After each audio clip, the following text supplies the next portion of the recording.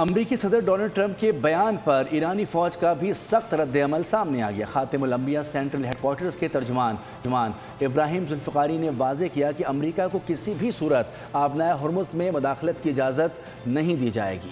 ایران کی مرضی کے بغیر یہاں ہونے والی کسی بھی سرگرمی کا منہ توڑ جواب دیا جائے گا۔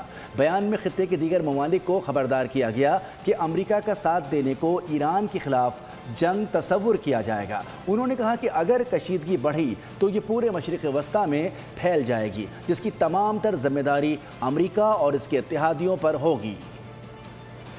امریکی صدر ڈونلڈ ٹرمپ کے بیان پر ایرانی فوج کا بھی سخت رد عمل سامنے آ گیا۔ خاتم الانبیاء سینٹرل ہیڈ کوارٹرز کے ترجمان ابراہیم ذوالفقاری نے واضح کیا کہ امریکہ کو کسی بھی صورت آبنائے ہرمز میں مداخلت کی اجازت نہیں دی جائے گی۔